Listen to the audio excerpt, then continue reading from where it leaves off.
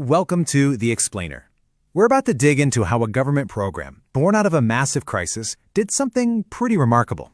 It didn't just hand out money, it kicked off a quiet revolution on the streets of India's cities. This is the PM SVANidhi story.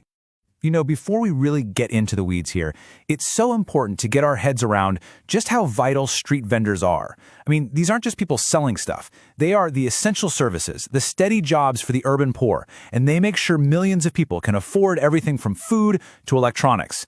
They are, quite literally, the everyday economy. So, here's how we're going to break it all down today. We'll start with the crisis that sparked the whole thing, then look at the really clever design of the solution. After that, we'll dive into the real-world impact, and finally, we'll look ahead at what's next for this incredible scheme. All right, let's jump right in. To really get this, you have to transport yourself back to early 2020. An absolutely unprecedented crisis was about to hit millions of India's most vulnerable entrepreneurs right where they worked, on the streets. And just like that, the bustling arteries of every city just went silent. For street vendors who live and die by daily foot traffic, this wasn't just some slowdown. It was a full stop. Their income just vanished. And because most of them operate in the informal economy, they were completely cut off from most of the usual safety nets. In this chart, wow, it just lays out the devastation in the starkest terms possible. A study found that by April 2020, the average street vendor's earnings had crashed by a staggering 90%. Just imagine that. They were facing total financial ruin. So, you can imagine, when you're facing a crisis on this scale, a simple relief package just isn't going to cut it. The solution had to be about rebuilding, not just about surviving day to day. And that's where PM SVANidhi comes in. The name itself is a huge clue, Atmanirbhar Nidhi, which basically means self-reliant fund. This wasn't a charity program, nope. This was a microcredit scheme designed from the ground up to give these entrepreneurs the working capital they needed to get back on their feet. Okay, now this is where things get really smart. The structure was the key. It started with a small, collateral-free first loan of 10,000 rupees. But here's the brilliant part. If you paid it back on time, you unlocked a bigger second loan, and then an even bigger third one. The whole system was built to create credit discipline and reward responsibility. And this slide, this really gets to the heart of the whole thing. The policy completely reframed street vendors. They weren't seen as victims needing a handout, but as business owners who needed capital. It was a massive philosophical shift, from simple relief to genuine empowerment. But the real genius of this scheme, it wasn't just about the cash. It was in the subtle but incredibly powerful incentives that gently pushed millions of vendors toward the formal digital economy. So instead of forcing change, the policy used these clever little nudges. A simple letter of recommendation, for example, meant even unregistered vendors could get in on the scheme.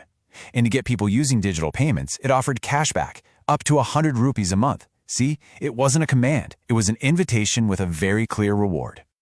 So, we have a crisis. We have this innovative credit lifeline and some really smart digital nudges. But did it actually work? Well, the numbers, they tell a pretty powerful story. First off, just look at the sheer scale of this thing. We're talking more than 9.7 million loans dispersed all across the country. That's vendors in pretty much every city and town you can think of. And that adds up to, get this, more than 14,000 crore rupees. That's about 1.7 billion US dollars, by the way. And the most important part? It bypassed all the red tape and went straight into the hands of these micro-entrepreneurs.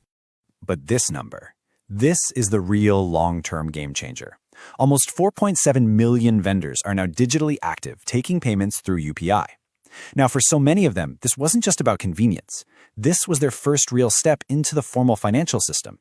It creates a digital footprint, a transaction history, which can unlock bigger loans, insurance, and all sorts of other services they were completely shut out from before.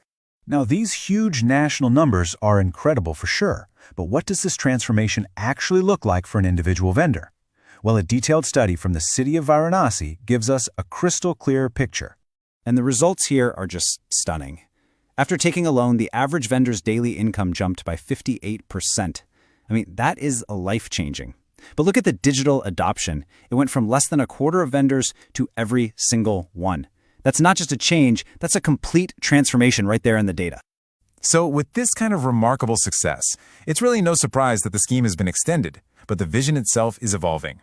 The big question is no longer just about recovery. It's about building long-term resilience.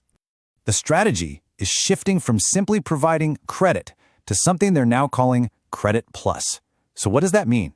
Well, it's all about building on the foundation of the loan program to create a whole support system for these entrepreneurs. Future efforts are really designed to be more holistic. They're trying to simplify the processes to get even more vendors on board, really focus on women's participation, provide crucial financial education, and even innovate with things like heat insurance to protect vendors from the growing threat of climate change. And this really leaves us with a final and pretty provocative thought. PM SVANidhi has proven that a crisis can be a catalyst for incredible innovation. It's offered a blueprint for how to work with the informal economy, not seeing it as a problem to be solved, but as a dynamic engine to be strengthened. So, could these lessons be the key to empowering the other 400 million informal workers who are the true backbone of India's economy? That's the question this quiet revolution now asks all of us.